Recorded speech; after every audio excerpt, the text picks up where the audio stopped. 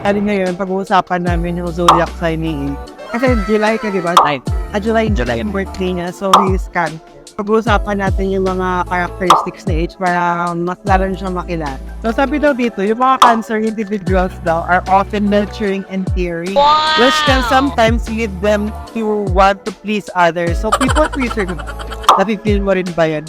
Parang hindi ka conscious na parang manipulative din minsan yung pagiging people. Parang people pleaser ka in a way na parang ayaw mo lang ng gulo, parang ganun. Ayoko na ng gulo.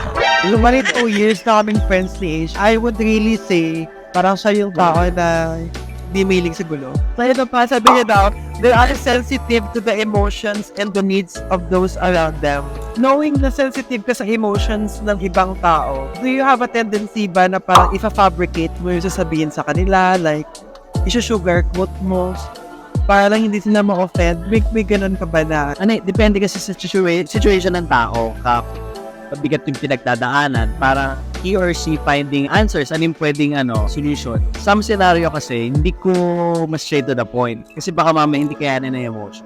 Pero some naman, let's say for example, close friends, yung talagang matagal mo nang kilala, humingi talaga ng answer. So ako, diretso na. Nowadays, dami tayong friends, mag-usap na lang through online. Hindi natin ma-assess kung kakayanin ba nila sa situation.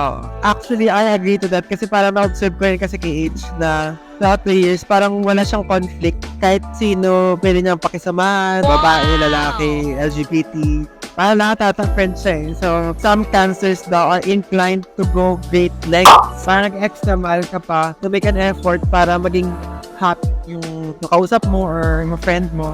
Totoo ba yun? Like for example, nung time na pumunta kami ng event ni H, kasi may Anelo event kami, so parang binigay niya sa akin yung gift card niya. Wow.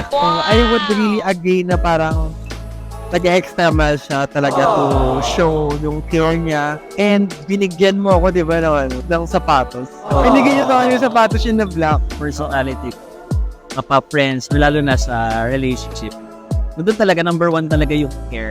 They may find it challenging to say no. Totoo ba yun? Parang depende. Minsan, nagyayaya si H na, nagyayaya ako kay H. Kunwari, makipagkita kami dito sa UGC. Hindi siya makapag-say no eh.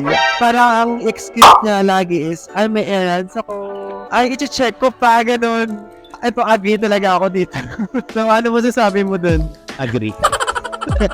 So, hindi niya lang siguro mapansin, pero ako, personally, as his friend na I can testify sa ganun. Well, I hope na mas nakilala mo yung self mo ngayon. Bibe, nagugutom ako. Ayun guys, kung may mga gusto pa kayong malaman tungkol sa kay H, kung may mga topics kayo na gustong pag-usapan, just comment your suggestions below this video and gagawin namin yan for our next content.